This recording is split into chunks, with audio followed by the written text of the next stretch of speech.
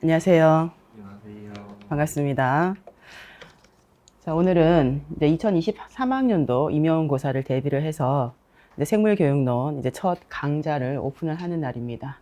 원래는 이제 기본 강좌로 생명과학 교육론이라는 이제 시중의 책을 가지고 오랫동안 강의를 했었는데 책이 너무 오래되고 그래서 강의를 좀 많이 해서 일단 기본 과정은 많은 학생들이 그리고 사범대 학생들은 한 3학년 과정에서 거의 그 교재로 수업을 하는 걸로 알고 있습니다. 그래서 올해는 기본 과정 수업은 일단은 안 하고 이제 2월 달에 이렇게 생물교육의 심화 과정이죠. 3개월로 이렇게 강좌를 열게 됐습니다. 생명과학 교육론을 책을 보신 분들은 알겠지만 이제 좋은 점은 뭐냐 하면 일단은 그 공저자들이 대부분 이제 과학교육 쪽에서도 생물교육을 전공을 하신 그러니까 교과교육론 실제 수업을 하고 계신 이제 교수님들이 이제 책을 만들었죠. 그러다 보니까 챕터별로 다 예시들이 생명과학에 관련된 예시들만 있기 때문에 우리 생물 이제 전공한 학생들이 이제 기본 과정으로서는 그 교재를 보기가 참 좋은 부분이 많습니다. 근데 이제 제가 생각하기에는 이제 그 임용 시험을 치기에 조금 이제 부족한 부분이 뭐냐 하면 철학 파트가 생명과학 교육론에는 없거든요. 그래서 생명과학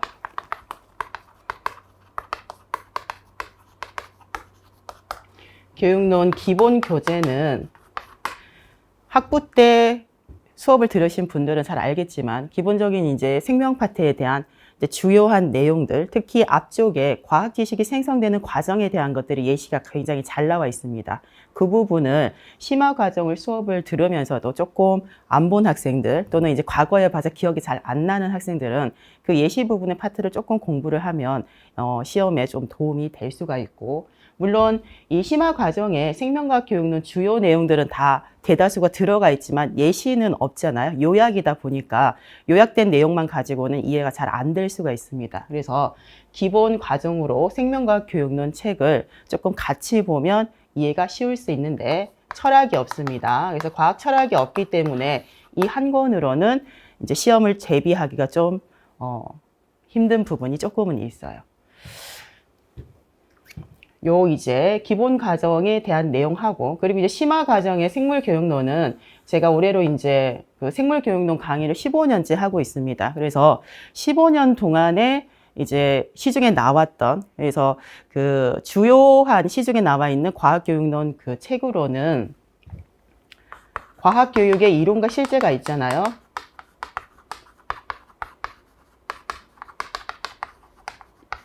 지금 4판까지 나와 있을 터인데 제가 수업을 했을 때 처음에 이제 2판이 있던 그 시절 1판부터 나왔던 시절에부터 제가 이제 수업을 했었는데 이 과학교육의 이론과 실제 내용의 주요한 내용들 그러니까 시험의 그 기출의 경향에 맞춰 가지고 요약 정리가 교재에 되어 있습니다. 그리고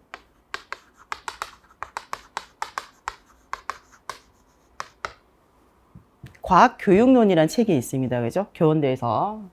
그래서 요 이제 책은 2판이 나왔는데 1판은 굉장히 오래전에 1판이 나오고 그나마 최근에 이제 2판이 나온 형태가 됩니다. 1판은 90년대 중반에 나와서 제가 이제 97학번인데 대학 다닐 때 저는 1판으로 예전에 공부를 했었는데 굉장히 중간에 이제 책이 안 나오다가 최근에 이제 두껍게 이제 과학교육론 책으로 나왔습니다. 그래서 과학교육의 이론과 실제를 봐도 되고 과학교육론은 총체적인 과학교육론이기 때문에 두 개 중에 한 권이 있으면 좋아요. 문장으로 되어 있는 책이 있어야 되고 이제 심화 과정의 생물교육론 책은 이런 내용들이 다 들어가 있는 요약 정리를 제가 한 거잖아요. 그러니까 제가 한 거다 보니까 요약 정리는 개인에 따라 조금 달라질 수가 있습니다. 그래서 개인이 요약 정리를 해놓은 게 어떤 용어인지를 잘 모르는 경우들이 있기 때문에 요 책들을 가지고 그 파트를 조금 문장으로 된 것들을 예습이나 복습할 때 읽으면 크게 도움이 될 수 있습니다. 요 정도. 그리고 최근에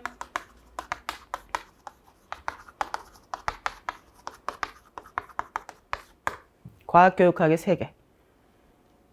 제가 주요하게 보는, 그러니까 시중에 되게 많아요. 과학교육론이 이제 교보문고 이런 데 사이트 들어가서 치게 되면 굉장히 많은데, 그 초등교과에서 보는 책들은 조금 얇은 편입니다. 그래서 교대 학생들이 본 책들이 있어요. 그리고 교대 교수들이 쓴 책은 조금 얇은데, 그거 가지고는 우리 임용을 조금 쳐내기가 힘들고, 요런 이제 교재를 가지고 기본 교재를, 저는 그래서 이게 기본이잖아요. 생명과학의 부분이 상세하게 나와 있으니까 요거 한 개는 좀 가지고 있으면 좋겠고, 요 세 개 중에서 한 개. 근데 오랫동안 출제에 들어갔을 때 과학교육의 이론과 실제가 예전에 90년도 임용부터 1판부터 출제에 들어간 걸로 알고 있어요. 그래서 항상 들어가는 교재라고 생각되고, 요런 교재들도 최근에는 많이 참고를 하고 있습니다. 그래서 요거를 기본으로 하고 이것 중에서 한 권을 가지고 있으면 올해 생물교육론 준비는 이제 교재는 끝난 거라고 생각을 할 수 있어요. 그러면 과학교육의 이론과 실제는 1판부터 최근 4판까지가 있거든요. 그리고 4판도 파트별로 또 나눠 놔가지고 조영 교수님 이름을 달고 이제 굉장히 많은 저서들이 있습니다. 나누어진 책들은 안 사도 되는데 제목이 조금 다르다 보니까 새 책이 나왔다고 생각하고 다 사는데, 요 굉장히 많은 내용이 실려 있거든요. 이거를 부분으로 또 요약을 해서 다른 책들로 많이 출간이 되어 있어요. 그래서 요거를 구할 수 있으면 2판부터 봐도 상관없어요. 저는 다 가지고 있는데 2판부터 이제 비슷하게 완성도가 생겼습니다. 비슷합니다. 그래서 2판에 대한 거를 더 좋다고 말을 하는 사람도 굉장히 많습니다. 4판보다 2판이 더 좋지 않냐, 이런 이제 관점으로 보기 때문에 새 책이 아니더라도 2판, 3판, 4판 있으면 어떤 걸 봐도 상관은 없어요. 비슷합니다. 주요한 내용은 비슷한데, 과거에 임용을 쳤던, 합격했던 지금 현재 교사들은 2판이 좋다고 지금도 만나면 얘기를 합니다. 근데 4판도 비슷하잖아 하니까 그러니까 자기가 본 게 좋은 거죠, 사실은. 그래서 어떤 걸 봐도 상관없어요. 그래서 헌책판 가서 있으면 가지고 그냥 사도 됩니다. 이런 것들. 근데 이거는 2판을 사야 돼요. 1판은 94년도에 나왔어요. 1판은 5차 교육과정밖에 없기 때문에 꼭 이거는 2판을 사야 됩니다. 그리고 이것도 2판이 나왔는데 1판하고 2판의 의미는 뭐냐 하면, 그 가운데 2015 개정 교육과정 때문에 이것도 그렇거든요. 기본 다른 내용은 1판하고 2판이 나왔잖아요. 다른 건 똑같아요. 제가 이 책이 나오면 앞쪽부터 쫙 보거든요. 근데 뭐만 들어가냐 하면 2015 개정 교육과정 요약만 2판에 들어가 있어요. 이것도 그래요. 그래서 교육과정은 어차피 올해 개정이 됩니다. 하반기에 개정이 되기 때문에 그거는 나중에 특강 형태로 제가 다시 수업을 할 건데, 이거는 그래서 1판이든 2판이든 어떤 걸 봐도 큰 문제는 없을 것 같습니다. 그래서 그 심화 과정은 요게 나와 있는 주요한 내용들이 다 거의 포함이 되어 있고, 그리고 간혹은 기출 문항이 요런 이론서 말고도 나오기도 합니다. 그래서 그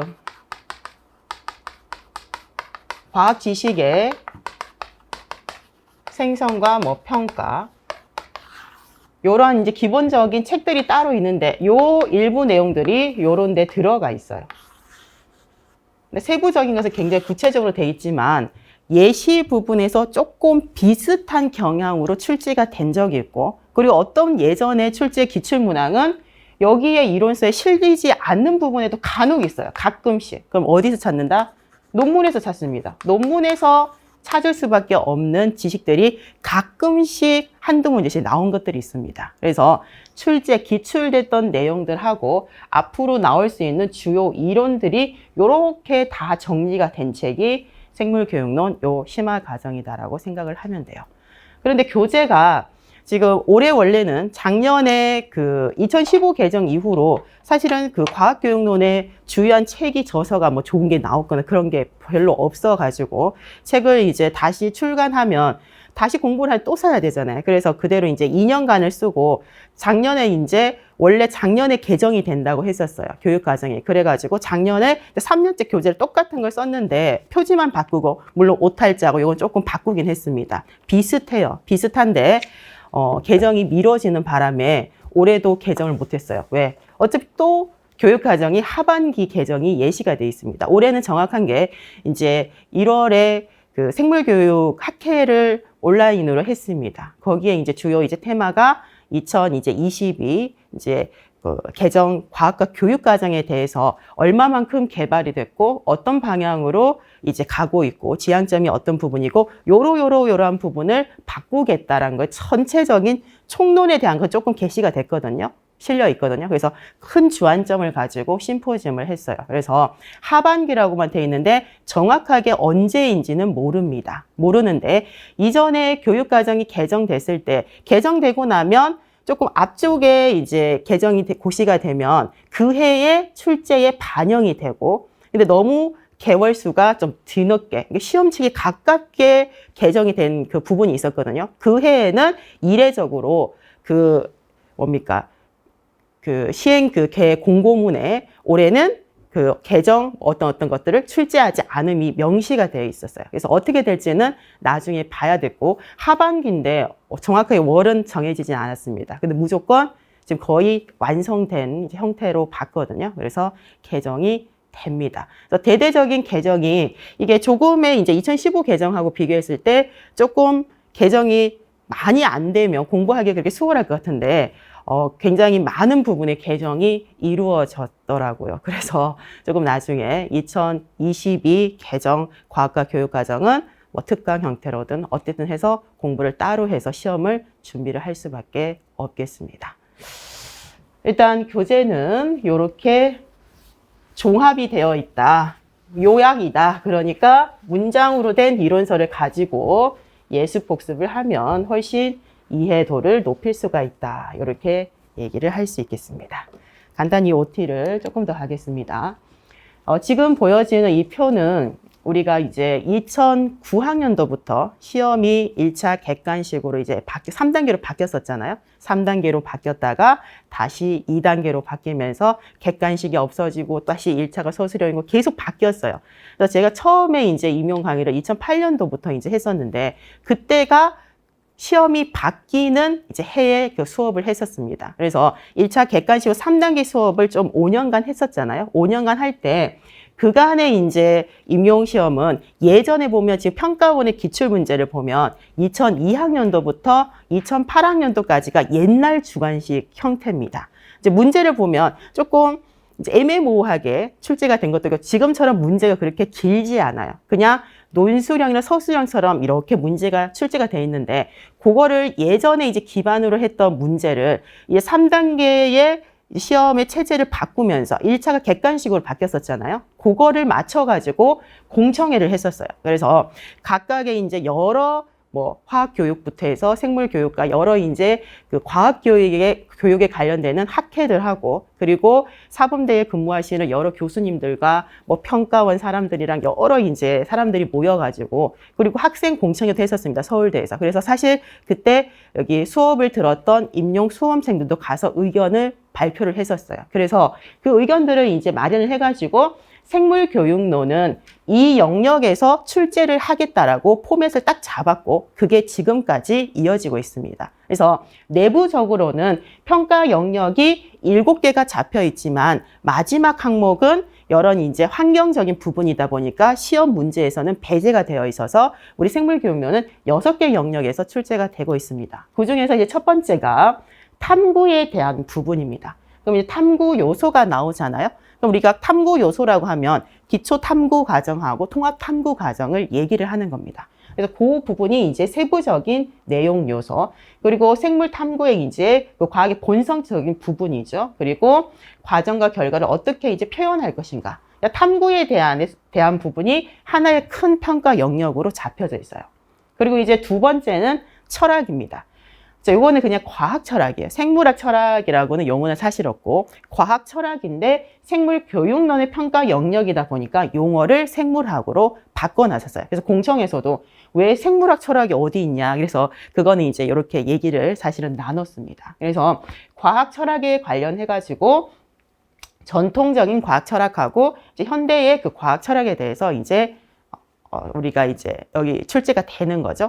그래서 경험주의라든지 반증주의라든지 실증주의 같은 거는 이제 전통적인 부분에서 나오는 것이고 이제 현대의 과학 철학으로 얘기를 하면 누가 나오겠어요? 쿤이 나오고 라카토스가 나오고 뭐 아직은 나오지 않았지만 뭐 라우든 이런 사람들이 여기 철학 파트에 들어가 있습니다. 그래서 철학에 관련된 부분이 있고 이 과학 철학에 관련해서는 그 과학 철학을 이제 믿고 따르는 사람들이 과학적인 연구를 할 때 따르는 방법들이 과학적 방법이 있잖아요. 그래서 이 경험주의라고 하면 귀납법이 있고, 그리고 여러 이제 지금 현대 과학 철학에 보면 여러 가지 뭐 상대주의라든지 다양한 이제 부분들의 이 지식이 어떻게 생성되는 과정들이 있습니다. 특히 전통적인 과학 철학에 관련해서는 귀납법하고 연역법하고 뭐 반증주의라든지 논리 경험주의는 가설 연역법 이런 것들을 가지고 지식이 생성되는 과정에 대한 이해, 그리고 전반적인 과학 지식이 어떤 변화 과정을 거치는가, 여러 이제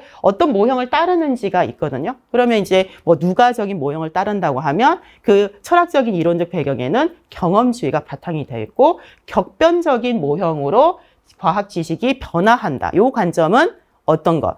쿤의 과학혁명 이론이 기반적 뭡니까? 이론적 배경으로 들어가 있어요. 그렇지 않고 진화적으로 과학 지식이 변화한다고 하면 여기에는 라카토스의 철학이 배경이 되어 있죠. 이런 이제 관점이 하나의 평가 영역으로 과학 철학이 들어가 있습니다. 그리고 교육 과정이 들어가 있죠. 생물 교육 과정은 예전에 이제 1차 객관식 문항이 생물교육론 이제 객관식 문항이 나왔을 때 12문항이 나왔었거든요. 그때는 12문항 중에 항상 2문항이 교육 과정에서 나왔어요. 지금도 우리가 생물교육론이 이제 배점이 적게 되면 이제 22점부터 사실은 많이 되면 25, 6점까지 이렇게 조금 나눠지는데, 최근에 이제 경향은 서술형 6문제에서 24점 배점이에요. 그럼 24점 배점 안에 이제 작성 요령이 2개 보통 들어가 있잖아요. 그럼 그 1개가 교육 과정이 이제 생물 교육 과정이 나오죠. 그래서 2점 배점으로 지금 출제가 되는 거니까 한 문제예요. 근데 여러분도 나중에 공부를 해보면 알겠지만 너무 이제 교육 과정 개정이 많이 되다 보니까 전반적인 그 교육 과정의 변천에 대한 이해를 일단 일반적으로 해야 됩니다. 우리 이제 생물에서 서술형에서는 한 번도 아직은 나오지 않았지만 다른 이제 과목에서는 변천에 관련된 게 서술형으로 나오고 있기 때문에, 그래서 교수 용목기부터 해서 최근에 이제 아직 2022가 이제 고시가 안 되기 때문에 2009 개정 과제는 어떤 흐름으로 어떤 방향성을 가지고 개정이 됐고, 그리고 최근에 이제 고시된 2015 개정은 어떠한 특징이 있는가, 요거를 주요하게 공부를 하는 거예요. 그래서 이게 개정이 딱 되고 나면 올해 만약에 개정이 되잖아요. 그러면 이제 2015 개정하고 2022 개정에서의 주요한 차이에 대한, 개정의 이제 차이에 대한 것이 처음에는 시험에 많이 나와요.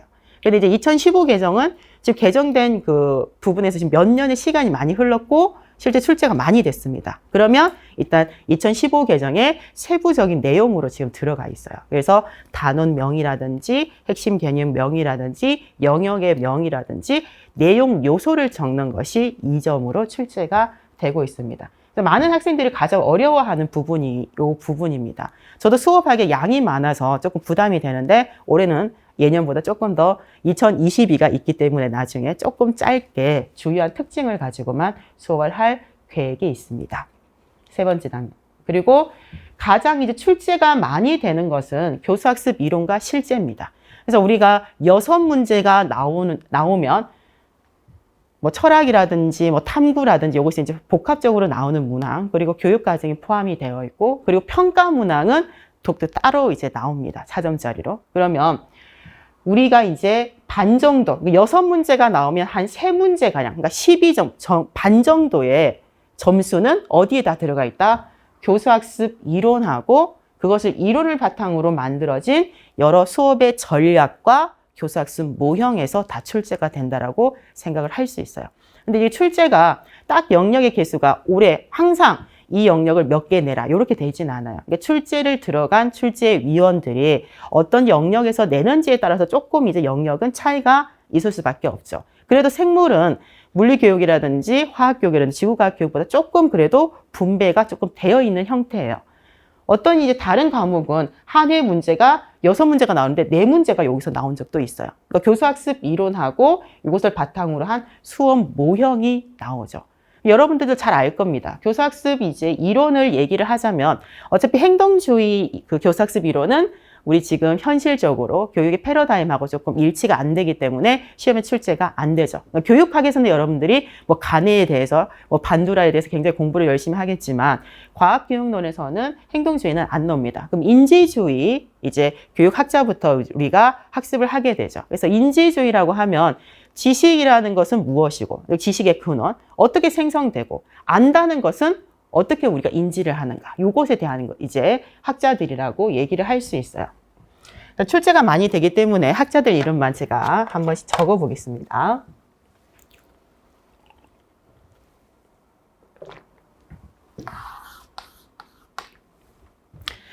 시험에 가장 많은 출제 빈도가 높은 순으로, 그래서 제가 대충 한번 적어 볼게요. 누가 제일 많이 나왔겠어요?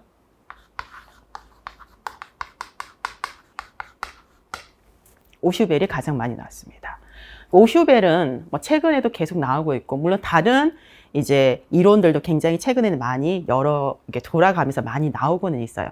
근데 지금 그 평가원에 2002학년도부터 기출이 올라가 있잖아요. 2002학년도 그 기출 문항부터 해서 2022학년도, 그러니까 거의 20년 이상을 분석을 해보면 그래도 가장 많이 등장한 거는 오슈벨입니다. 그래서 이론서를 보게 돼도 오슈벨 그 관련된 이론의 내용이 가장 양이 많아요. 왜? 출제를 하는 그 영역이 굉장히 많습니다. 다른 학자들보다. 그래서 오슈벨에 관련해서 우리가 첫 번째로 나중에 유의미 학습 이론을 배울 거고, 그리고 두 번째는 우리 생물교육론에서는 피아제의 이론이 두 번째로 많이 출제가 되고 있죠.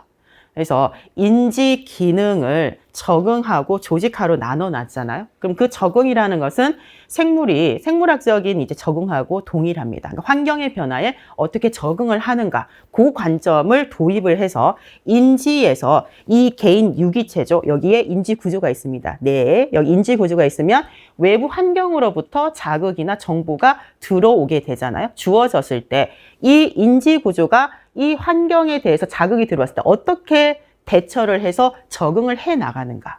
그것을 두 가지 과정으로 설명하고 있어요.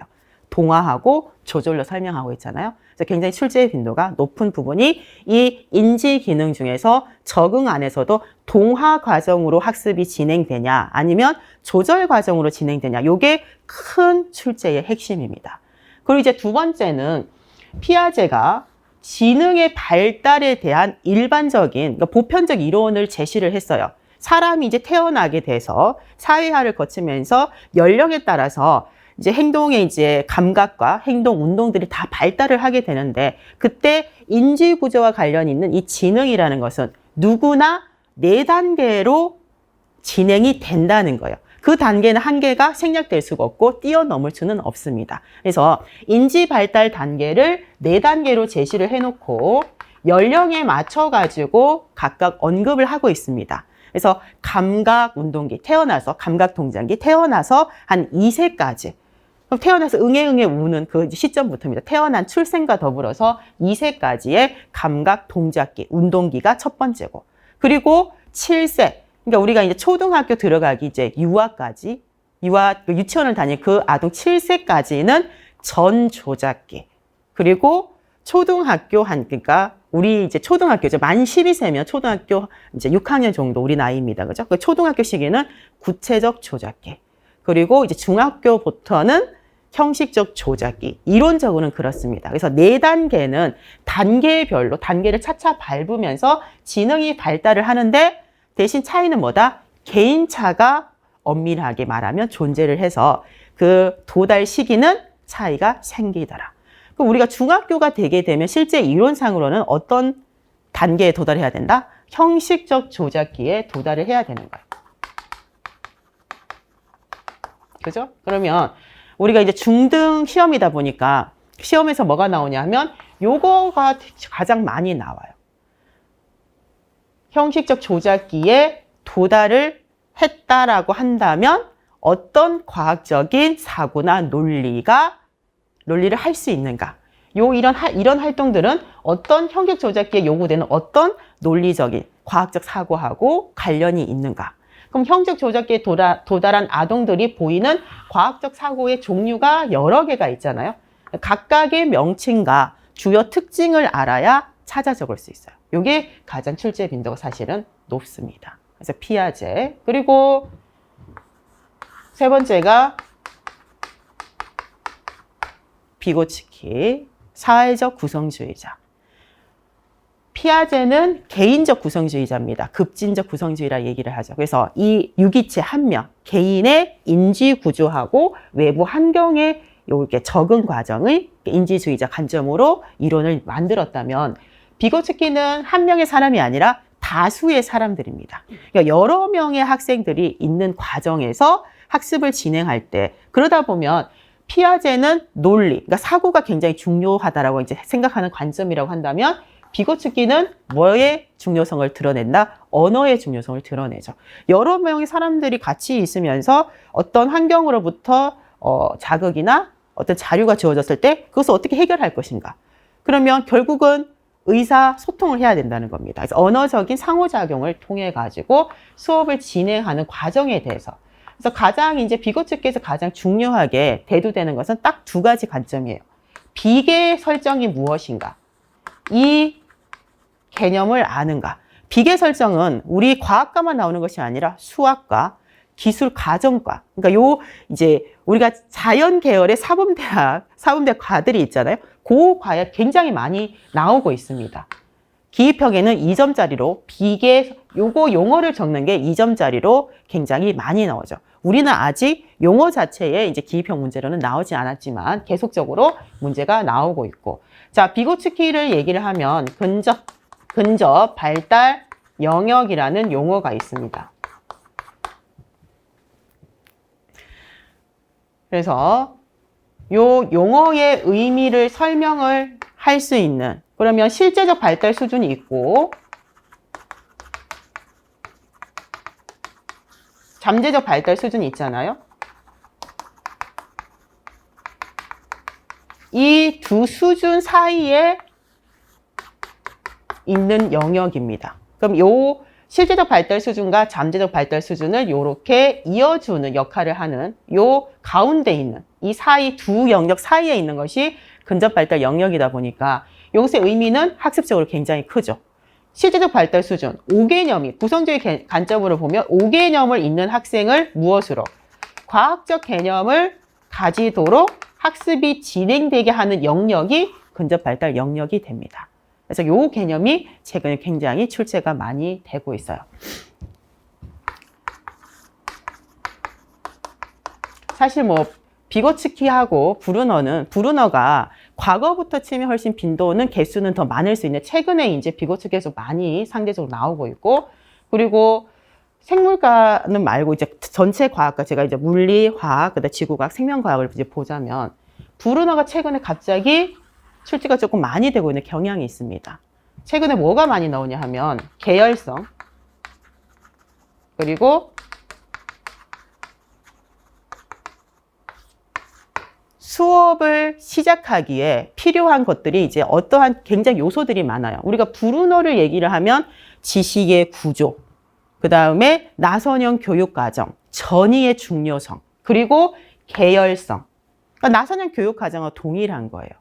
그러니까 학년, 그 학생의 수준에 맞춰가지고 교수학습의 전략이나 자료를 맞춤으로 제공을 하는 겁니다. 그러다 보니까 나선형 교육과정하고 결이 맞는 것이, 나선형 교육과정이라는 것은 동일한 주제를 어린 아이들한테도 가르치죠. 그 수준에 맞게. 그럼 이제 학년이 높아져요. 그러니까 초등학교에서도 광합성을 가르치고, 중학교에서도 광합성을 가르치고, 고등학교에서 광합성을 동일한 주제를 가르치는데 훨씬 학년이 높아지면 어떤 과정으로 확장되고 심화되게 가르치죠. 그럼 그 계열성이라는 것은 지식의 구조를 표현할 수 있는 세 가지 표현 방식이 있잖아요. 작동적, 동작으로 보여주는 것, 지식에 대한 이제 내용을, 그리고 영상적으로 보여주는 것, 그리고 상징적으로 보여주는 표현 방식들이 있습니다. 그러면 동일한 주제가 있더라도 이 세 가지 표현 방식대로 수업을, 자료를 따로 교사가 만들 수가 있어요. 그럼 이 세 가지 자료를 수업에서 사용한다면 어떻게 사용해야 된다? 계열성을 가지고 사용해야 된다. 어떤 것부터? 쉬운 것부터 먼저. 그러니까 구체적이고 쉬운 거를 먼저 제시를 하고, 그 다음에 가면 갈수록 추상적이고 일반적이고 포괄적이고 어려운 거를 제공하는 것이 계열성에 대한 내용이죠. 그리고 이 학습 의향이 최근에 이제 출제가 됐습니다. 그래서 브루너는 수업 이론이에요. 다른 거는 교수 학습 이론인데 브루너는 이제 수업 이론으로 되어 있습니다. 수업을 하기 위해서 필요한 내용들이 어떠한 것들이 있는가, 수업의 과정적인 부분들을 잘라서 다양한 그 용어들, 개념들로 설명을 하고 있는데 브루너를 이제 최근에 조금 더 집중적으로 봐야 되고, 그러면 인지주의부터 해서 구성주의자들이 이제 포함이 되어 있는데 실제 교육의 패러다임은 구성주의잖아요. 구성주의 관련해서 조금 전에 얘기했던 급진적인 구성주의하고 사회적 구성주의의 의미. 구성주의를 얘기를 하게 되면 구성주의는 학습을 어떻게 보고 학습자는 어떤 관점으로 바라보는가. 그리고 이 개념 교환에 대한 것이 학습의 목적이잖아요. 개념 교환. 우리가 흔히 얘기하는 5개념, 대안 개념은 어떤 특징이 있는가? 이 주요한 특징에 대해서 공부를 하게 됩니다. 그리고 그 이외에 뭐 5개념을 과학적 개념으로 바꿀 수 있는 방법이라든지 5개념을 조사할 수 있는 방법들에 대한 것은 교육학적인 내용들이기 때문에 그거 자체가 시험에 나오지는 않고요. 그래도 이 정도 수준에서는 시험에 출제가 됐었고 세부적인 출제되지 않은 영역의 것들도 살펴볼 필요가 있어요. 그리고 구성주의자 중에서 최근에 교사학습 이제 모형에서도 굉장히 많이 나오는 게 드라이버 개념 교환 수업 모형이 있습니다. 그래서 드라이버가 제시한 대체적 개념 틀 이론, 요것까지가 시험에 출제되는 교사학습 이론이다라고 생각을 하면 돼요. 그럼 여기에서 사실 나열을 하면 학자나 뭐 우리가 공부해야 될 거는 한 5명 정도 교육학자에 대한 관련된 이론인데 그 시험의 출제 빈도는 굉장히 높습니다. 그래서 이거는 그냥 나온다고 생각을 하고 각각의 출제된 내용을 이미 기출이 됐거든요. 그러니까 지금 이제 시험의 패턴을 보면 그 시험에 나오는 사례들은 달라지죠. 예시는 똑같이 쓸 수가 없어요. 예시는 달라지고 묻는 내용들은 기출된 패턴대로 물어요. 그럼 답은 거의 비슷해요, 사실은.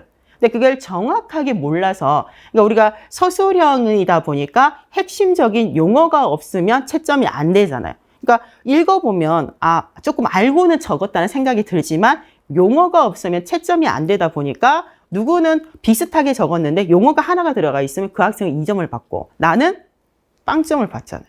그 차이인 거예요. 그래서 정확하게 교사학습 이론은 조금 접근을 해서 용어가 좀 많습니다. 이거를 가지고 시험 준비를 하면 시험 준비가 요 챕터를 조금 잘 이해를 하면 좀 전반적으로 성적이 조금 잘 나오는 그 단원이다라는 생각이 들고, 그리고 이런 이론들을 이제 바탕으로 해서 만들어진 수업의 여러 가지 전략과 그리고 교사학습 모형이 있어요. 다 적을 수는 없습니다.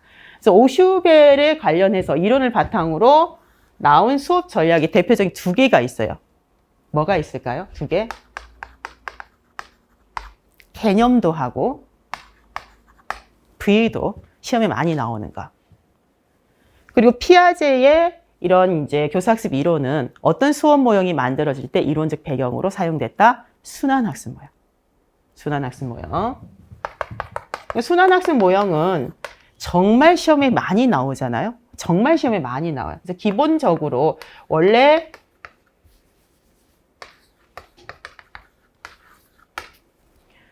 미국에서 이제 학문 중심 교육 사조가 이제 교육에 영향을 미쳤을 때 미국은 국가 수준의 교육 과정이 없다 보니까 이게 주 수준에서 사용할 수 있는 수업의 뭐 자료를 개발한다든지 수업에 사용할 수 있는 이런 이제 프로그램들을 주는 거예요. 그 중에 하나가 이제 SCIS입니다. 과학교육과정개선위원이라는 곳에서, 그러니까 연구단체죠. 교수들이 모여있는 학회처럼. 요 단체에서 만들어진 게 3단계 순환학습 모형이었습니다. 그래서 요 3단계 순환학습 모형을 실제 특정 이제 일부 학교들에서 이제 적용을 했고, 그럼 문제점이 반영되면 조금 수정되는 과정을 거치면서 우리가 알고 있는 카플러스의 3단계 순환학습 모형이 있고, 그리고 로슨의 3단계 순환학습 모형이 나오게 되죠. 특히 로슨의 순환학습 모형이 시험에 굉장히 많이 나오잖아요. 왜냐하면 탐색 단계에서 어떤 활동을 하는지에 따라서 하위 모형이 세 가지로 나누어져요. 그것을 구분을 할 수 있는지 없는지를 과학적인 탐구 요소와 과학적인 탐구 과정, 뭐 결과에 대한 부분을 가지고 출제가 되고 있어요. 그래서 로선의 순환학습 모형은 최근에 한 해가 뭐 서술적, 그 다음에가 경험기출, 그 다음에가 가설연역적, 연달아서 계속적으로 이제 나온 형태입니다. 어떤 해는 통틀어서 이 세 가지 하위 영역을 어떤 기준으로 구분을 해내야 되는가. 이게 예전에 5점짜리로 출제가 최근에 계속적으로 되고 있어요. 그러니까 앞으로도 사례만 바꿔가지고 예시만 바꿔서 계속적으로 출제가 될 겁니다. 그래서 로선의 순환학습 모형이 굉장히 출제의 빈도가 상대적으로 이런 것보다는 크죠.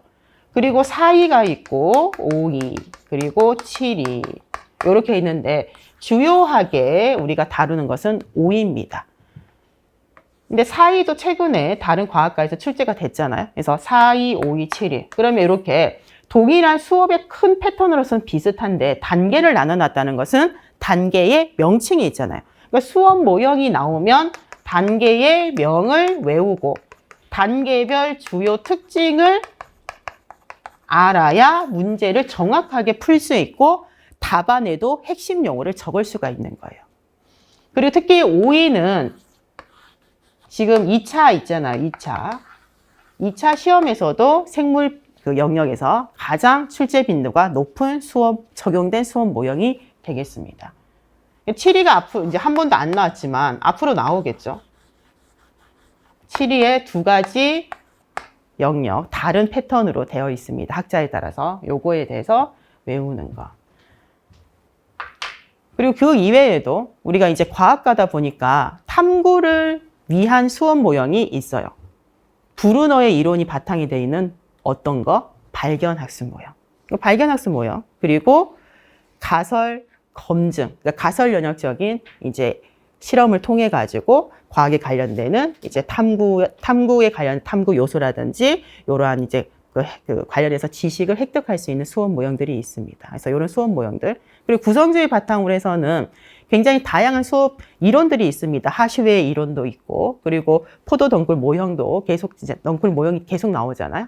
그리고 그거 말고 포스너가 제시한 개념 교환의 이제 조건들도 있고, 그리고 드라이버의 모형들도 있고. 그래서 모형은 수업 전략하고 모형은 정말 종류가 많아요. 그 외에 이제 과학과의 특색에 맞춰서 지금의 이제 과학이라는 것은 좀 간학문적인 성격을 가지다 보니까 STS 수업 모형도 학습을 하고, 그리고 이제 협동학습 모형이라든지 굉장히 다양한 형태의, 그러니까 이것이 가장 사실은 영역이 좀 많이 넓고 세부적인 내용이 좀 나누어져 있잖아요. 그러니까 출제가 그만큼 많이 될 수밖에 없는 부분입니다. 그리고 2차는 순수하게 이러한 내용들을 바탕으로 해서 수업 모형을 1차에는 단계명하고 주요 특징을 알면 문제를 풀 수 있고, 2차에는 그 지도안, 어떤 준비물, 수업의 환경, 학생들의 성향, 학년을 봐서 어떤 실험을 통해서 어떠한 이제 학습 목표에 도달할지의 여부를 가지고 지도안을 작성을 하거나 구상을 해서 수업을 시연을 하게 되잖아요. 그때는 이제 이거보다는 훨씬 세분화돼 있는 이제 지도안을 작성하는 걸로 그렇게 이제 구성이 되어 있습니다. 그래서 이 부분은 2차까지도 연계가 되는 부분이 됩니다. 그래서 가장 출제 빈도가 높고 마지막으로 있는 부분이 이제 평가입니다. 그래서 평가는 한 문제죠, 한 문제. 한 문제씩 출제가 됩니다. 배점으로 보면 순수하게 평가 문제로 나오면 4점짜리로 나오는 거고, 적게 나오면 뭐 2점짜리 부분으로 나오게 되겠죠. 자, 학습 목표 설정하고 이제 평가 문항의 분류표. 그래서 우리가 이제 많이 시험에 나오는 것이 이제 클로퍼, 그리고 이제 블룸, 그리고 블룸의 신교육 목표 분류 체계가 나오잖아요. 그것에 대한 것이 이제 출제의 한 방향성입니다. 굉장히 출제가 사실은 많이 되고 있습니다. 그리고 우리가 이제 평가라는 것은 뭐 진단의 성격을 가지고 있는 진단 평가가 있고, 그리고 이제 학교의 본 수업에서 학생이 학습 목표에 도달 여부를 확인하기 위한 형성 평가가 있고, 그리고 이제 좀 이제 서열을 매길 수 있는 줄을 세우는 이제 총괄 평가 이제 성격들이 있습니다. 어쨌든 평가라는 것은 각각의 영역에 대한 평가로 세분화할 수가 있어요. 그럼 우리가 지금의 그 과학 교육의 목표를 보자면 지식이 있고, 그리고 이제 탐구가 있고, 그리고 이제 태도 부분이 이제 나뉘어지잖아요. 그럼 그 부분에 각각의 부분의 평가에 관련된 이론들이 있습니다. 요거는 이제 어려운 부분은 아니고 생각보다 평가 문제를 풀기 위해서 알아야 될 이론은 한정적이에요. 외울 건 많이 없어요. 근데 실제 문제를 보고 교사가 된다면 학생 A의 답안을 채점표를 줘요. 점수를 주라는 거예요. 그럼 이제 학생 답안을 보고 이게 정답인지 오답인지를 내용학이죠. 관련된 지식을 가지고 판단을 내려서 이러이러하기 때문에 얘는 이 부분에서 몇 점, 1점, 여기서 2점, 여기서 0점, 총점 몇 점. 계산을 실제 교사가 됐을 때 수행평가 점수를 채점하는 것처럼 그런 패턴으로 많이 나오게 되죠. 그래서 어렵지는 않은데 그게 이제 문제 자체가 차라리 이론이 없이 평가를 하라. 왜 그렇게 너는 점수를 몇 점을 줬는지 근거를 적으라 하니까 정확하지 않다라고 하는데 자료에 다 답이 있어요. 근데 뭐 때문에 그런 문제가 틀리는가? 학생의 답안이 틀렸는지 맞는지를 그걸 구분을 못해서 답을 못 적는 거지. 지식에. 그래서 이게 지식이라는 것은 학생 문제로 나오기 때문에 중학교, 고등학교에서 나오는 생명과학에 관련된 단원에서 나오는 거예요. 그거 지식만 알게 되면 사실 평가 문제는 그렇게 어렵지는 않습니다. 그래서 외워야 되는 거는 사실은 제한적이다. 그래서 평가는 항상 한 문제는 나오고 있습니다. 그래서 이게 6번째 영역이고 마지막 7번째는 실제 자료에는 잡혀져 있는데 시설 기자재, 그 다음에 운영에서의 관리 안전, 뭐 이런 것들이에요. 그래서 요거는 전반적인 그 수업의 환경적인 것과 지원에 대한 체계를 가르치는 이제 부분이기 때문에 요거는 출제에서 빠져 있어요. 그래서 공청회에서 2008년에 이게 원래 외부적으로 드러나진 않았지만 그때는 제가 이제 이걸 외부적으로 못 드러냈어요. 왜냐면 빼왔잖아요. 그래서 할 수가 없어요. 이제 너무 시간이 많이 흘렀기 때문에 여러분한테 주는 거예요. 근데 요거는 한 번도 출제가 되지 않고 배제가 되어 있습니다. 그래서 6개 영역 안에서 문제가 최근에 6문제 또는 7문제 기입형이 나오면, 그래서 적게 나오면 5문제인데 우리는 5문제가 거의 나온 적 많이 없어요. 그래서 6문제 또는 7문제가 요 6개 영역 안에서 나오게 된다. 자, 요렇게 알고 우리가 시험 준비를 해 나가야 되죠. 사실 대학교에서 수업을 할 때는 어차피 학부생들은 3학년들은 아직 임용 준비를 할 수 있는 상황이 아니기 때문에 당장 시험을 치지 않기 때문에 전반적으로 구체적인 내용을 가지고 예시를 가지고 접근을 하고 학생 활동을 이제 과제적으로 많이 이제 하기는 하는데 우리는 학원이고 사실은 뭐 쪽집게 맞춤으로 사실 가면 갈수록 조금 수렴적으로 수업을 할 수밖에 없어요. 그래도 이론 수업은 올해 이제 기본 수업은 듣는 학생들은 벌써 이제 인강으로 듣고 있겠죠. 겨울방학 때 4학년 같은 학생들은 듣고 있습니다. 그러면 요 이제 종합적인 이제 심화 과정으로 구성되어 있는 생물교육론은 전체적인 이런 6개의 영역하고 시중에 나와 있는 어떤 책을 항상 평가원에서 문제 출제할 때 참고 문헌 몇 쪽에서 몇 쪽을 기입을 하게 돼 있어요. 제가 알기로는. 그러니까 어쨌든 그 핵심적인 참고하는 책들이 들어가잖아요. 그럼 시중에 나와 있는 과학경력 책을 저도 굉장히 많이 가지고 있지만 제가 조금 전에 얘기했던 한 4-5가지의 그 교재가 주요 교재가 됩니다. 그럼 그 주요 교재에 들어가 있는, 그래서 항상 출제라는 것은 엄연히 따지게 되면 냈던 문제는 못 내는 것이 1순위가 되겠죠. 우리도 그렇죠. 낸 거를 또 내기는 내가 교사라고 해도 조금 찝찝하잖아요. 그렇지만 이제 생물 내용학은 그럴 수 있어요. 왜냐하면 책들이 뭐 생리학 책부터 뭐 식물의 뭐 여러 책들이 계속적으로 쏟아져 나와요. 그래서 같은 관련된 이론이지만 내용이지만 자료는 굉장히 다양하게 쏟아져 나와, 연구 자료가. 그러니까 연구 자료를 다른 걸 갖다 내면 새로운 문제처럼 느껴져요. 원래 이론은 옛날부터 있던 이론인데 그렇게 이제 문제를 내는 것이고, 그런데 생물교육론은 그렇게 할 수가 없어요. 왜냐하면 이게 뭐 6차 때부터 7차, 뭐 2007 개정, 2009 개정, 2015 개정이 있지만 교과서를 보면 단원의 명은 달라졌어요. 물론 학년의 배열도 달라질 수는 있어요. 그런데 실험적인 것들은 보면 예전의 교과서에서 있는 내용이지 많잖아요. 그러니까 많이 거의 그대로. 왜냐하면 예전에 개발할 때도 그 학년의 수준에 맞춰서 뭐 학생의 요구나 학부모의 요구나 사회 요구를 반영해가지고 수준에 맞춰서 계절에 맞춰서 배열을 쫙 한 거기 때문에 조금의 들쑥날쑥이 있는 거지 주요한 이론들은 많이 바뀌지는 않았잖아요. 그러니까 낼 수 있는 자료는 굉장히 제한적이에요. 그렇다고 갑자기 인지주의자가 나왔다가 구성주의 나왔다가 교육의 패러다임이 뭔가를 확 바뀌지 않고서는 관련된 이론이 많이 소개가 안 되어 있잖아요. 그래서 좀 제한적이에요. 그러다 보니까 이거는 거의 비슷한데 똑같은 문제 패턴으로 예시만 다르지 답은 예년하고 똑같이 적는 게 답이 눈에 안 보일 뿐이죠, 수험생들은. 그래서 굉장히 제한적입니다. 그래서 조금 저는 그렇게 얘기를 해요. 물론 가장 시간적인 노력을 일단은 생물 내용학은 우리 이제 생물 교육론은 6개 영역만 준비를 하면 되잖아요. 그런데 이게 한 권 안에 다 들어가 있어요. 시중에 책을 어떻게 과학교육론 책을 사면 그 한 권 안에 6개 영역이 다 들어가 있고, 근데 생물 내용학은 공청회를 잡을 때 세부 영역이 12과목이 들어가요. 생물이 제일 많아요. 그래서 다른 말 엄청 그게 학생들이 좀 많이 그게 있었어요. 아니, 화학하고 물리는 이게 영역이 몇 개밖에 없는데 우리 전공 왜 이렇게 많냐. 근데 우리 생명과학 진짜 많잖아요. 그것도 추려서 이렇게 한 12개 정도가 있습니다. 그래서 여러분들이 사실은 총론을 들으면서도 요약되어 있잖아요. 그걸 세부적으로 전공서를 스터디하려고 하면 책을 다 찾으면 10권 이상을 다 봐야 되면 시험은 사실 이제 11월이면 얼마 안 남았어요. 그러면 한 달에 한 권도 채 못 봐요. 더 많이 봐야 되잖아요. 2권씩. 그리고 정리를 하고 외우려고 하면 시간이 굉장히 촉박하니까 생물 내용학에 가장 많은 시간을 투자를 하는 게 맞아요. 왜냐면 100점 중에서 56점이 생물 내용학에 나오잖아요. 근데 그것에 비해 가지고 그다음에 교육학은 영역이 굉장히 또 넓죠.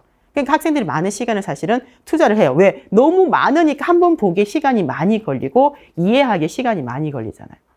근데 상대적으로 생물교육론은 사실 조금만 다른 과목에 비해서 조금만 시간을 투자하면 점수가 많이 나와요. 그래서 제가 처음에는 학생들이 이게 교육론을 모르겠다라고 하면 전반적인 좀 이해도가 떨어져서 이게 교육에 관련된 책들도 교직 이수를 해도 교육학적인 이제 책들을 많이 보지만 또 과학교육론하고 또 생물교육론은 조금 더 사례들이 달라지다 보니까 그걸 잘 이제 매칭을 못 해가지고 이해를 못하는 학생들이 좀 많고, 그런데 나중에 결국 다 외워요.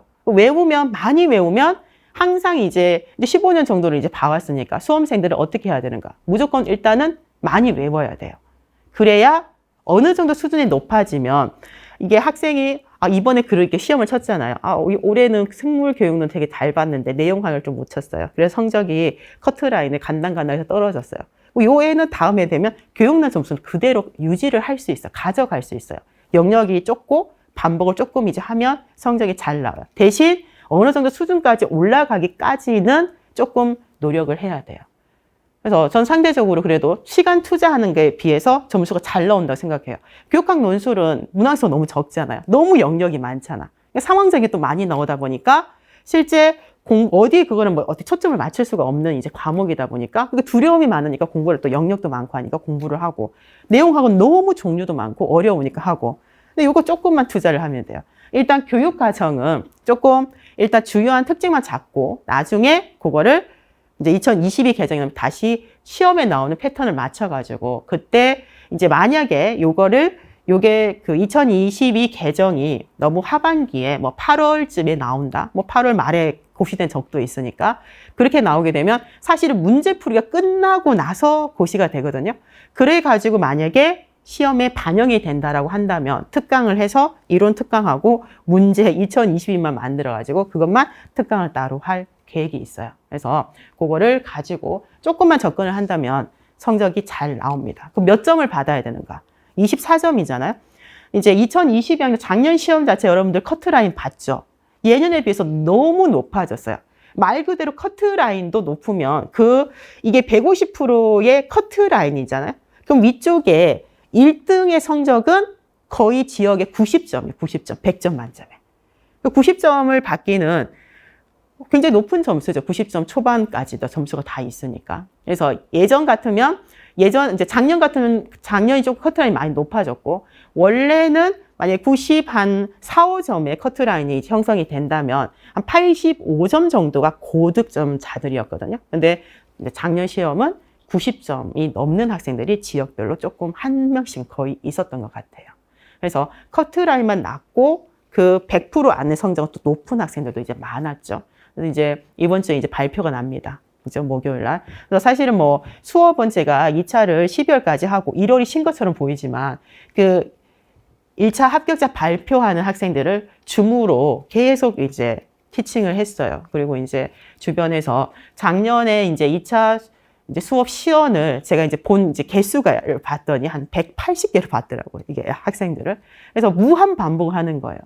그래서 똑같이 수업을 듣더라도 잘하는 학생은 이제 마음이 좀 안정이다. 저 정도면 이제 떨어지진 않겠구나. 조건만 누락되지 않고 그 당시에 조건이 누락되면 무조건 잘해도 점수가 이제 마이너스가 너무 크니까 어느 정도 맞춰져 있으면 괜찮은데 작년에도 재작년에 그러니까 2년 전에 수업을 들었어. 근데 1차를 붙었어. 2차 수업 들었는데 2차에 떨어졌어. 근데 또 이제 수업이 또 왔어. 2차에. 또 봤는데 이게 발전이 딱 돼야 되는데 이게 합격선 정대로 안 만들어지니까 무한으로 계속 보는 것밖에 없는 거예요. 그래서 그렇게 안 하고 싶지만 계속 사실은 친분이 없잖아요. 학생하고 이렇게 얼굴만 아는 거지 개인적 친분은 없는데 전화해가지고 찍어 보내라. 계속 전화 싫은 소리야. 또 근데 찍어 보내고 어쩔 수 없어요. 그거를 1월 달까지 하고 1월 마지막 주 시험을 치고 설 지나서 이제 개강을 한 거예요. 그래서 생생하게 이제 2차에 대한 지금 여운이 남아 있죠. 그래서 이제 주제 자체는 굉장히 쉽게 나왔어요. 쉽게 나왔고, 그러니까 세포 분열의 필요성에 대해서 나왔습니다. 여러분들이 뭐 정보를 찾아본 학생들은 알겠지만, 그럼 세포 분열을 왜 해야 되는가? 그거에 대한 이제 주제로 실험해 보면, 이게 교육과정 제가 설명할 때 2009 개정에서는 거의 물론 출판사가 여러 개가 있다 보니까 출판사별로 들어가 있는 실험이긴 하지만 필수 탐구 활동이 아니었다가 필수 탐구 활동으로 포함된 딱 그 단원이 나왔어요. 그래서 그 우무 있잖아요. 우무, 한천조각. 우무를 가지고 이제 페놀프탈렌이나 색깔을 이제 식용색소를 입혀가지고 이게 큰 덩어리하고 쪼갰을 때 이것을 단면을 잘랐을 때 색소가 얼마만큼 이제 포함이 되어 있는가. 그래서 이제 부피하고 표면적의 비를 구해가지고 그것의 이제 비율이 표면적이 이제 넓어지는 게 물질 교환에 유리하니까 세포 분열을 해야 된다. 이것이 이제 시험에 나왔습니다. 근데 이게 이제 자꾸 줄을 세워야 되다 보니까 주제는 쉽게 나오고 POE로 나왔거든요. POE로 나왔는데 쉽게 주제는 쉬운데 학생들이 변별을 많이 줘야 되다 보니까 조건을 까다롭게 둔 거예요. 그래서 최근에 이제 기출은 예전에는 실험 평가를 하는 지역 학생들만 필수 탐구 활동이 있으면 실험 과정을 외웠잖아요. 근데 지금 우리 이제 2차 전국적으로 이제 실험 과정을 외워야 돼요. 올해도 실험 과정을 적게 나왔어요. 근데 우리가 실험을 책을 보면 탐구 과정을 읽으면 과정 1, 2, 3, 4, 5, 6 나와 있잖아요. 쭉 읽으면 이렇게 하면 되지. 이렇게 실험을 해봤어. 근데 그거를 딱 책을 덮고 준비물만 두고 실험 과정을 적으라고 하는 거예요. 그래서 감점이 엄청 많이 나온 것 같아요. 그래서 제가 이제 그 평가에 들어간 이제 현재 있는 교사들하고 이제 연락이 돼서 들어보니까 탐구 과정이 굉장히 쉽다고 생각하지만 실제로 정확하게 적지 못한 학생이 태반이고, 그리고 이거를 우무 조각을 두고 몇 분을 둬야 되는지. 그러면 시험 문제 자체에 여기 초시계에 3분이 딱 이렇게 초시계가 있으면 초시계 여기 눈금에 3분이 딱 찍혀 있어요. 그럼 이게 힌트잖아요. 몇 분을 측정한다? 우무 조각을 식용색소 안에 넣어 색깔 변화를 3분을 뒀다가 꺼내서 자르는 실험인데 3분, 어떤 학생 10분, 어떤 학생 15분. 그러니까 요거에 대한 이제 그러니까 시간이 제한되고 긴장이 되다 보니까 그 3이라는 숫자 자체도 힌트로 안 보이는 거예요. 그래서 굉장히 그곳에서 이제 감점이 많이 들어갔다고 얘기를 하고, 우무 조각을 잘라야 되는데 자른다라고 안 적은 학생. 그러니까 세부적으로 다 감점밖에 없는 거예요. 원래 시험이라는 것은 가점을 해주는 형태로 채점을 해야 되는데 우리 시험은 감점 시스템이잖아요. 그죠? 그러다 보니까 주제는 조금 쉬웠지만 2차가 이번에 지도안 작성도 그렇고 지역은, 그리고 수업 시연 자체에 좀 변별이 좀 클 것 같아요. 그래서 1차의 커트라인이 굉장히 높아가지고 나는 80점 뭐 중반대에서 안정권이야라고 생각하는 학생들이 있을 것 같은데 2차가 채점 자체가 굉장히 좀 까다로웠던 것 같아서 좀 이렇게 밑에 하위권 학생이 치고 올라가고 상위권 점수 학생들이 떨어지는 경우가 올해는 또 좀 생길 것 같습니다. 그래서 다른 이제 1차 그 부분을 보게 되면 화학하고 물리, 지구과학하고 비교했을 때 생물 커트라인이 너무 상대적으로 높아가지고, 그러니까 문제 자체 조금 좀 쉽게 느껴졌거든요. 제가 보기에는. 그러니까 좀 아무래도 조금 전체적으로 내용학과 더불어서 좀 커트라인 높아진 것 같은데, 이렇게 이제 커트라인 높아지면 평가에서 분석을 하잖아요. 그럼 이제 말이 나온단 말이에요. 왜 과학과는 다른 거는 이렇게 점수가 이런데 생물만 이렇게 높게 나왔냐? 너희가 문제를 너무 쉽게 낸 거 아니냐? 그럼 조금 이제 해거리를 한다는 것처럼 조금 다음 해는 조금 더 좀 채점을 조금 더 까다롭게 한다든지, 아니면 문제 자체를 조금 더 어렵게 내는 이런 경향으로 나갈 수는 있으니까 조금 더 신경을 써서 세부적인 내용을 어쨌든 모든 부분에서 우리가 영역을 가지고 준비를 해야 되겠다. 주차별로 제가 이렇게 작성을 했습니다. 그래서 12주차까지 있는데, 일단 모의고사는 제가 한 번만 넣어놨어요.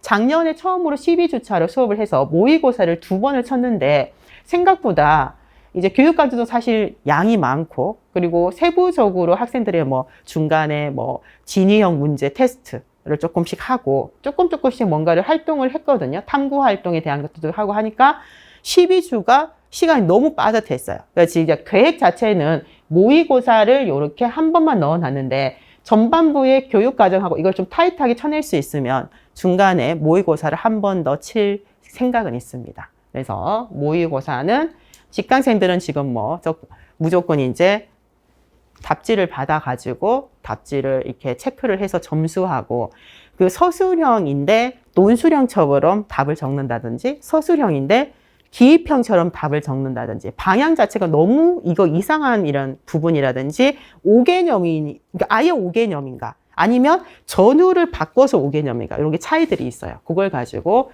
나중에 피드백을 할 것이고, 뭐 인강색은 피드백은 안 됩니다. 그래서 모의고사 답지하고 해설을 마지막으로 하는 걸로.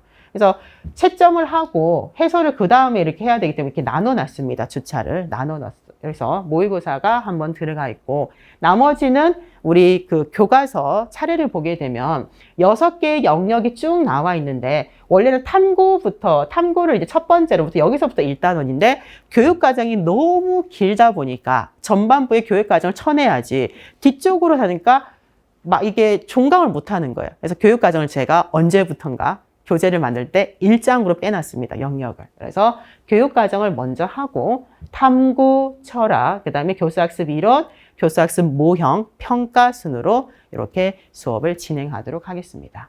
짜놓은 거는 흐름으로 짜놨는데 이거는 뭐 정확하게 일치는 안 할 수가 있고, 날은 모든 이제 수요일입니다. 수요일인데 3월 9일이 선거가 있잖아요. 그래도 수업은 합니다. 그러니까 명절 빼고는 다 수업을 하기 때문에 그대로 이렇게 진행을 하도록 하겠습니다.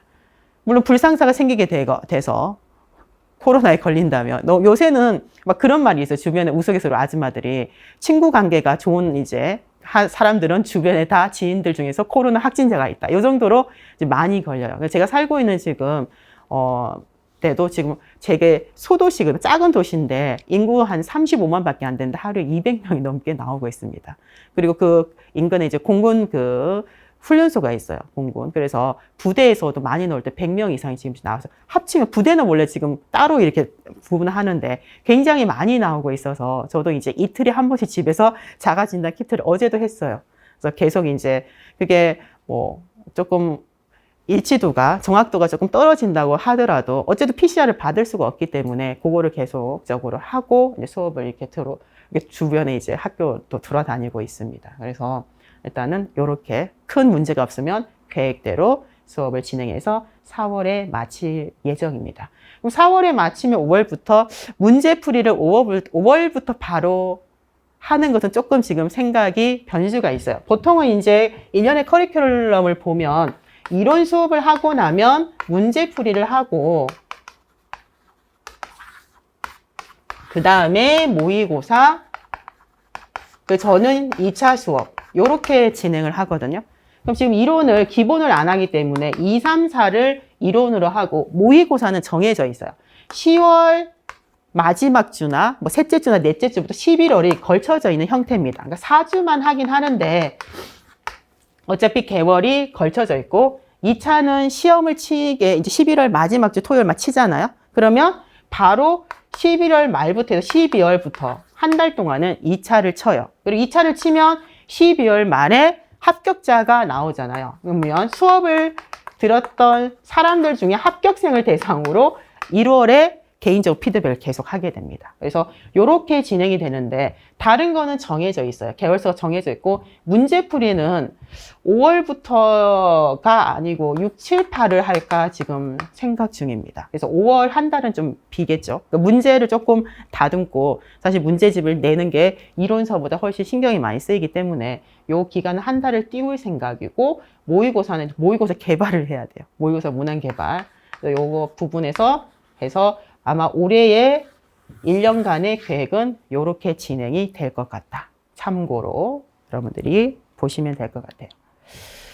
자, 수업과 관련된 질문을 한번 보겠습니다. 이제 직강은 어차피 윌비스에서 하고 있는데 그 인터넷 강의, 인강이 강치과학연구소에도 올라가고 윌비스에 2군데 올라가긴 해요. 근데 윌비스에서 이제 Q&A 요거는 하지는 않고 강치과학연구소에 보면 여기 Q&A 란이 있고 그 눌러보면 세부적으로 생물교육론 란에 질문을 하면 됩니다. 근데 어디에 질문을 하냐면 생물 내용학이 이렇게 나눠져 있거든요. 생물 내용학. 여기가 있는데 그냥 무심히 여기다가 질문을 해요. 저는 이제 매일은 안 들어가요. 그럼 일주일에 한 2번씩 들어가면 이것만 눌러보고 나오거든요. 그럼 여기에 올려져 있는 거는 모르잖아요.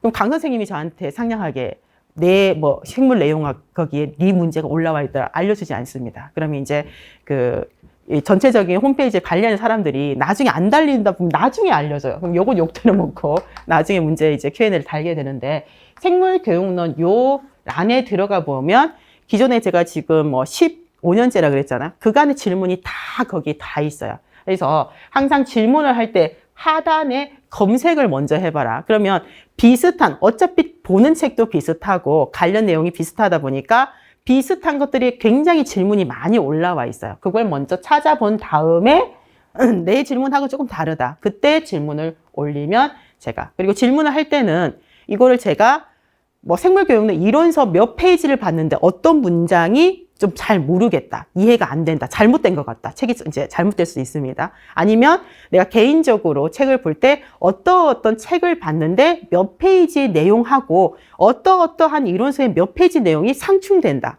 이런 것들 사실은 부분이 있어요. 그런 것들을 정확하게 책이나 페이지를 알려주면 찾기가 쉽지. 밑도 끝도 없이 적혀놓으면 이게 어딘지 그럼 제가 책을 다 찾아봐야 되는데 못 찾아요. 시간이 진짜 많이 걸리니까 그거를 조금 확인하셔가지고 Q&A를 올려주길 바라고, 나중에 문제풀이 문항을 적으면 돼요. 근데 개인적으로 우리가 이제 요 홈페이지에 이제 Q&A를 올릴 수 있는 게 수강을 하고 나서 2년까지인가 이렇게 아마 지정이 돼 있을 거예요. 그러면 작년 문제지를 가지고 올해 수업을 듣지 않더라도 공부를 하는 학생들이 있잖아요. 그 학생들은 나중에 몇 년도의 문제지에 몇 번, 문항수가 달라요. 그거를 조금 참고를 해서, 그리고 기출 문제면 기출 연도, 이게 생물 문제인지 화학 문제인지 아니면 뭐 지구과학인지 이거를 정확하게 번호를 적어주면 훨씬 빠르게 우리가 요거를 문제를 답을 달 수가 있겠습니다. 그리고 이메일로 Q&A는 어디에서만 강치과학연구소의 홈페이지만 올려주면 좋겠어요. 개인적으로 여기에 올리면 자기의 이제 뭐 노출이 된다라고 해서 좀 싫어하는 학생들이 있는데 그래도 여기에 올려줘야지. 개인적으로 이메일을 보내면 여기 Q&A를 하는 거는, 저는 Q&A 요거를 만들어 놓은 거는 비슷한 고민들을 많이 가지고 있고 하니까 공유를 하려고 여기 올리라고 하는데 개인적으로 하면 개인적으로 메일을 보내면 또 나중에 또 제가 해야 되잖아요. 그래서 여기는 상담 관련해서 제가 이런 상황에서 이런 과정으로 해서 올해 공부를 몇 개월 할 수밖에 없는데 제가 공부 계획을 이렇게 잡아봤는데 괜찮은가요? 이런 거 굉장히 많이 질문을 하죠. 그래서 내가 공부를 함에 있어가지고 그런 방향성이나 계획에 대한 거, 스터디 계획도 많이 보냅니다. 요거는 요 이메일을 보내고, 개인적으로 요런 게 마음이 힘들다, 좀 나를 혼내줬으면 좋겠다, 그럼 제가 이렇게 이제 답장을 보내는 개인적인 상담이나 이런 것들은 메일로 보내주면 좋을 것 같아요. 그래서 수업에 관련된 Q&A하고 이메일 주소까지 해서 OT는 여기까지 하고 마치겠습니다.